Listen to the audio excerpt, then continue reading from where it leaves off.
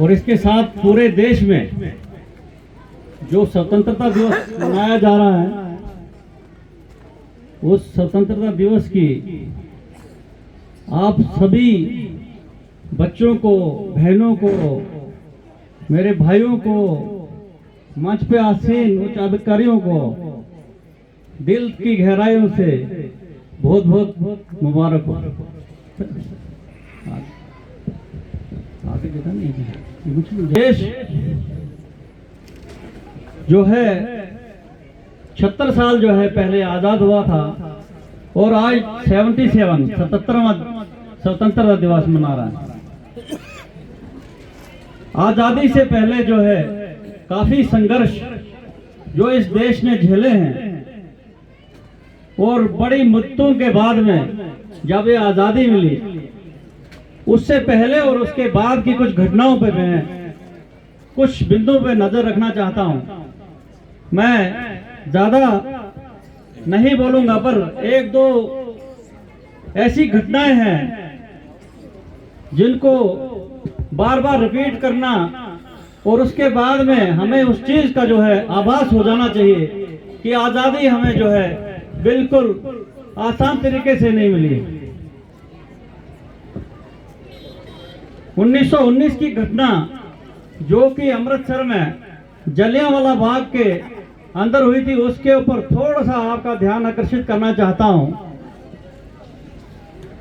अंग्रेज शासन का जुल्म जब हिंदुस्तान पे बहुत चरम सीमा पर था और जलियांवाला बाग में हिंदुस्तान के जो क्रांतिकारी थे वो उस समय जो है लगभग 30,000 के आसपास जो है जुड़ के अपनी आजादी के लिए विचार विमर्श कर रहे थे, कुछ सुझाव ले रहे थे, कुछ आगे की रणनीति बना रहे थे।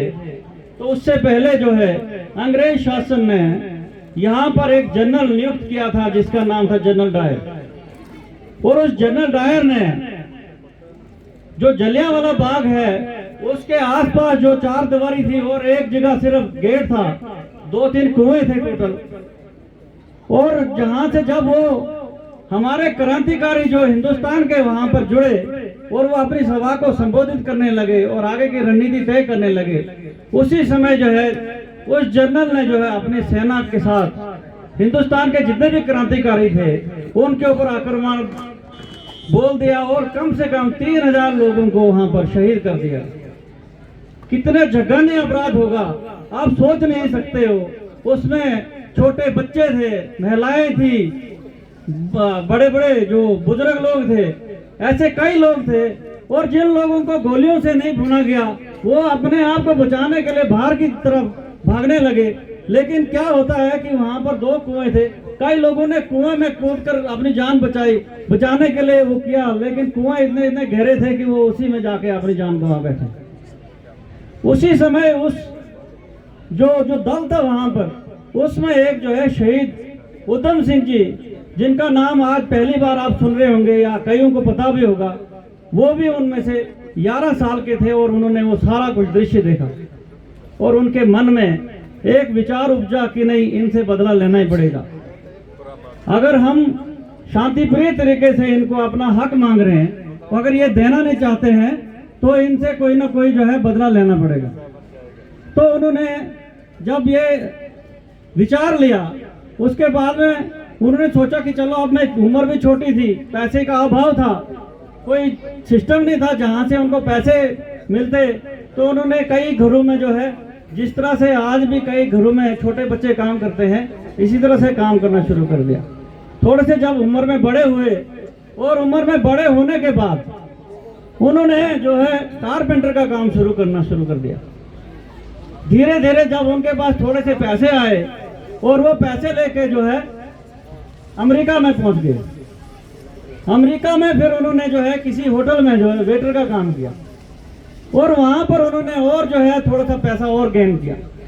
वहां से वो जब लंदन में आए और लंदन में देखा गया कि जो जनरल जिसने यहाँ पर अत्याचार किया था उसको वहां पर बहुत बड़े प्रमोशन से और बहुत बड़ी उपाधि दी थी, तो वो अपने उधर के पूरे जो है लंदन की जितनी भी सेनाएं थी, चाहे वो नेवी थी, चाहे आर्मी थी, चाहे वो एयरफोर्स थी, उन सब के ऊपर जो है वही कमांड कर रहा था, जिस तरह से हिंदुस्तान में आज सीडीएस है।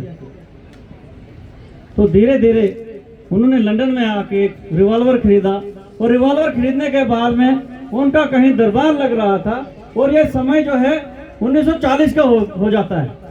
1911 से लेकर 1940 तक उस एक आदमी के दिमाग में वो प्रतिक्रिया थी, और 1940 में जाके जब उसने उस जर्नल को गोलियों से भुना, और उसके बाद में आपने को अफसोस नहीं माना कि भाई इन लोगों ने अगर हमारे निहत्थे लोगों पर 3000 लोगों पर अगर नरसंहार किया, तो एक आदमी को मारने के लिए कोई दिक्कत नहीं।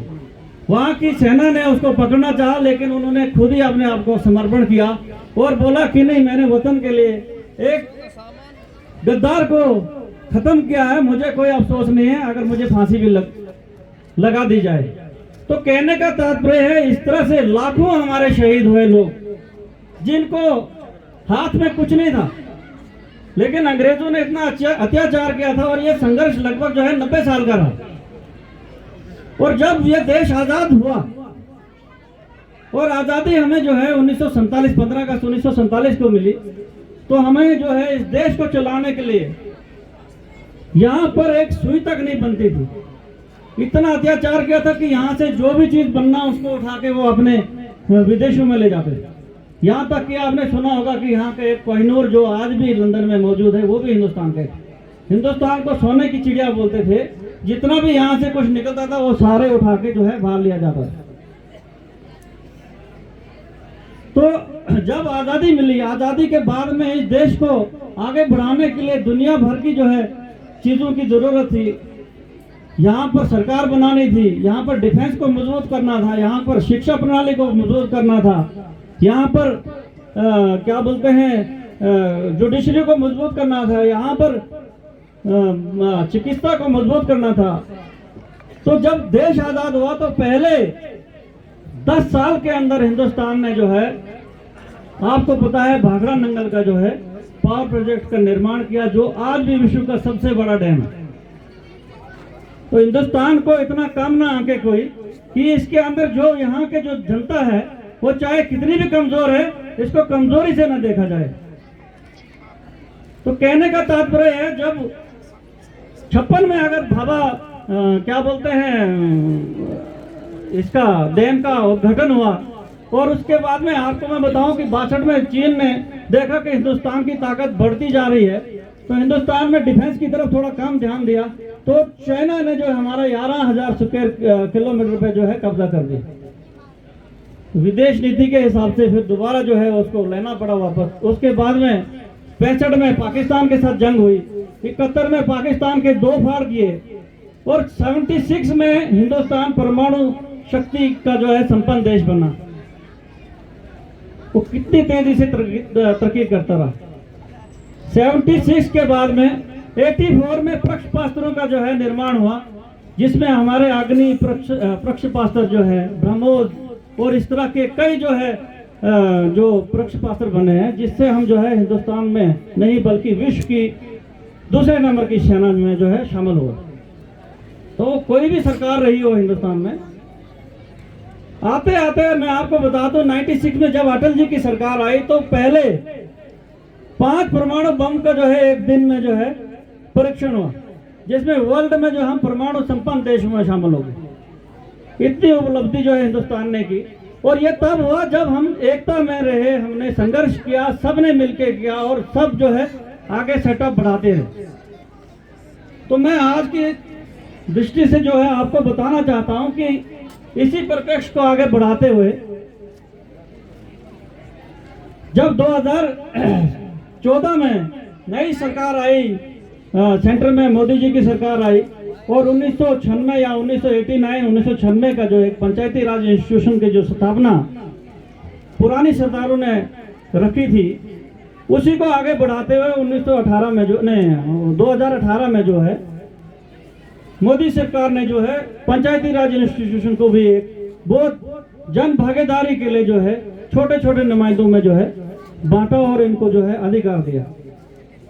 हिंदुस्तान के कॉन्स्टिट्यूशन में जो पंचायती राज इंस्टीट्यूशन का जो अमेंडमेंट है, उसके कारण से आज ये संभव हुआ कि एक गरीब परिवार का बच्चा, जिसको ये मालूम ही नहीं था कि वो भी एक शान से इस झंडे को, इस तिरंगे को लहराएगा, वो आपके समक्ष है।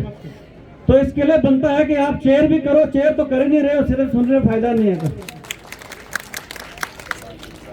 तो हिंदुस्तान का एक आईन इतना मजबूत है कि जिसमें हर वर्ग को, हर विशेष वर्ग को अपनी बात रखने का, अपनी बात को आगे पहुंचाने का पूरी तरह से हक है।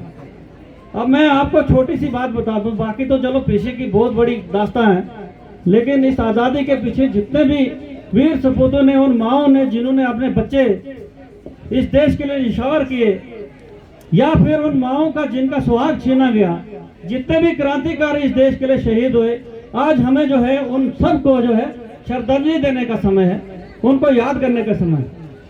इसलिए आज हम ये द्राशाला की पावन धरती से उन सब लोगों को हृदय से नमन और जाहिर करते हैं। ऐसे सपूत जिन्होंने इस देश को निर्माण में बदला और देश की शान को इतना बड़ा महत्वपूर्ण तरीके से आगे बढ़ाया। अब हमें इसकी शान में कभी भी कोई कमी न रहे, बस वही सोचना है। 19 के बाद में हमारी जो इस ब्लॉक की, मैं बाकी तो नहीं बोलूंगा अब स्टेट में क्या हुआ क्या नहीं हुआ, हमारी ब्लॉक में कितनी एक जो है नई जो है चीजें हुई और आगे क्या क्या होने वाला है, उन पे भी थोड़ी सी दृष्टि डालना चाहता हूँ। सबसे पहले हमें उम्मीद थी कि जो रेड लेक पावर प्रोजेक्ट जो 2012 में बंद हुआ था या 13 जुलाई में बंद हुआ था, उसका नया जो है उद्घाटन हुआ। सब फर्स्ट क्लास तरीके से जो है लगभग जो है 9-10 साल के बाद में हुआ, लेकिन जो अपेक्षा थी इन गरीब लोगों की, वो उतनी जो है नहीं उतर पा रही है। क्योंकि जिन लोगों की जमीन 7,000 कनाल जमीन देने के बाद भी वो लोग आज वंचित हैं, इतने गरीब परिवारों से आते हैं जो मजदूरी के लिए तरस रहे हैं, उसके लिए थोड़ा सा हमें खेद होता है। और हम चाहते हैं कि एडमिनिस्ट्रेशन जो है इस पे जो है अपना जो है ध्यान दें। हम हर समय जो है हर मंच पे, हर मीटिंग में इस चीज को उठाते हैं, पर कई ऐसी चीजें हैं जो रह जाती हैं। तो रहने का अभी इतना आभास मत करो, ऐसी बात नहीं है। बट अब अगर बाहर के लोग आके यहाँ अपना काम शाम करके निकल जाए, कोई बाहर का नहीं है, बट फिर भी अभी घर का अंदर का आदमी अगर भूखा रह जाए और पड़ोस का आके खा के निकल जाए, वो थोड़ा सा बुरा लगता है। तो इस प्रोजेक्ट पे जो है जरा अच्छे से देखने की जरूरत है। मैं चाहता हूं कि तहसीलदार साहब अपने हाथ में इस चीज को ले। कई ऐसी चीजें हैं जिसमें ये ठेकेदार जो यहाँ पे बैठा है, वो यहाँ के डिपार्टमेंट्स को जो अलग अलग जहाँ से उसको थोड़ा सा प्रेशर आएगा, वहाँ एक गाड़ी प्रस्तुत कर देगा, अपना कोई या तो फिर वो पुलिस पोस्ट का निर्माण कर देगा, एक बाथरूम बना देगा, उसी में खत्म कर देगा। मेरे कहने का मतलब इतने में खत्म नहीं होना उसको, वहाँ यहाँ करोड़ों रुपया लेके जाना है उसने। और इस बिजली का जो है पूरे हिंदुस्तान को फायदा होना है। यहाँ की जनता की जमीन चले गई है और यहाँ की जनता को अगर नौकरी भी नहीं मिली और उसको इतना डस्ट खाने को मिलता है, उसके लिए हमको सब जो इधर के जो लीडरशिप है, जितने भी लीडर हैं यहाँ के, भले जितना भी एडमिनिस्ट्रेशन है, सोचने की जरूरत है।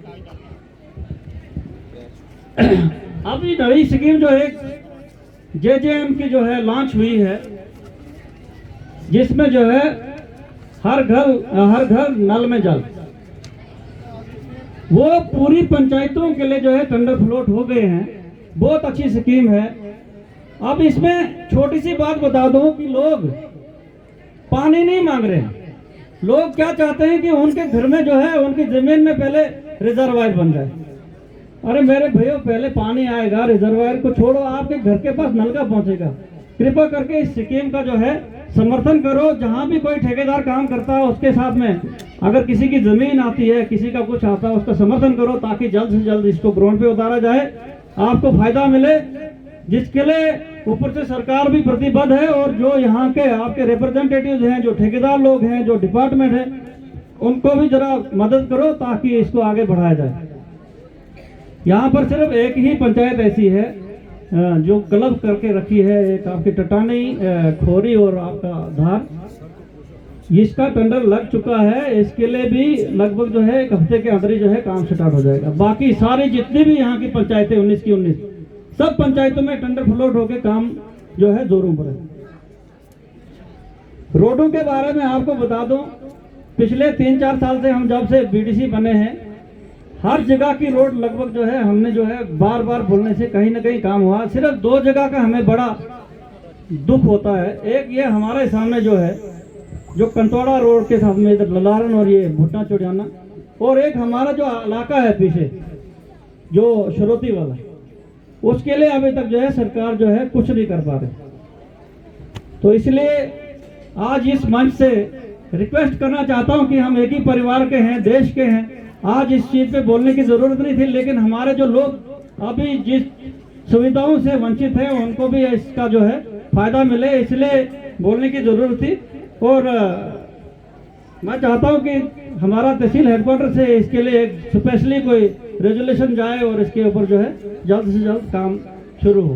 बाकी आप जितने भी यंगस्टर हैं यहाँ के पूरी पंचायतों के, आपके सामने हमने जो है प्याराइज में जो बीडीसी के प्लान के लिए एक बात रखी थी कि आपको हम एक ग्राउंड देंगे, यहाँ पर आपको एक स्टेडियम देंगे यहाँ पर। उस स्टेडियम के लिए जो है हमने जो है आज जो है इनाग्रेशन करना था, किन्हीं कारणों से जो है उसका जो है एनआईटी फ्लोट नहीं हो पाई, और उम्मीद है कि शायद एक हफ्ते के अंदर शायद वो भी हो जाएगा।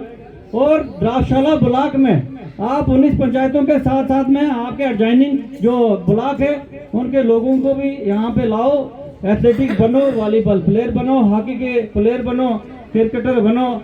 हमारी भी दुआएं हैं, आशीर्वाद है, आप लोग जितने भी यंगस्टर हैं गलत साइड न जाएं, और वो जल्दी और वो मैं चाहता हूं कि वो लगभग जो है अक्टूबर नवंबर तक आपको जो है हम समर्पण कर दें। उसके अलावा जो है जो सबसे बड़ी बात है, हमारा जो भाईचारा, आपसी जो भाईचारा है उस पे कहीं पे भी आंच ना आए, जो मैं अंतिम बात बताना चाहता हूं। क्योंकि जो हमारा तिरंगा है इसमें 3 रंग है, और जो हमारी यहाँ की जो जनता है जो बैठी है 3 नहीं बल्कि ये 7 रंगों की जनता हो। तो कृपा करके अपने भाईचारे को हमेशा कायम करके रखना है। जब हमारा भाईचारा था तभी हम देश को आजाद कर पाए, क्योंकि जिस समय जलियांवाला बाग की जो हत्याकांड का जो एक जिक्र मैंने किया था, 30,000 लोग थे वहां पर, और उस 30,000 लोग में सिर्फ वहां के सिर्फ हिंदू ही नहीं थे, वहां के सरदार नहीं थे, बल्कि हर एक धर्म के लोग थे। और उन धर्मों के लोगों ने जब वहां पर जो है एक प्रण लिया था, तब जाके वो अंग्रेज यहाँ से बाहर भागे थे। और भी बहुत सारी बातें, लेकिन स्वतंत्रता दिवस पर जो है ज्यादा बातें करने की जरूरत नहीं है। और कोई अगर मुझसे गलती भी हुई होगी तो मैं आपसे माफी चाहता हूँ। और अंत में आपको एक बार फिर जो है इस पूरी स्वतंत्रता दिवस की मुबारक देना चाहता हूँ। बहुत बहुत बधाई हो आपको। सर्वे भवन्तु सुखिना, सर्वे सन्तु निर्मया, सर्वे भद्राणि पश्यन्तु मा कष्टो दुःखदो भाग्यवता। कहने का अर्थ है आप सुखी हों, आपके घर फले फूले, आपके बच्चे पढ़ें, ये देश खुशहाल हो। इन्हीं शब्दों से मैं अपनी वाणी को यहाँ पर विराम देता हूँ। नमस्कार, जय हिंद।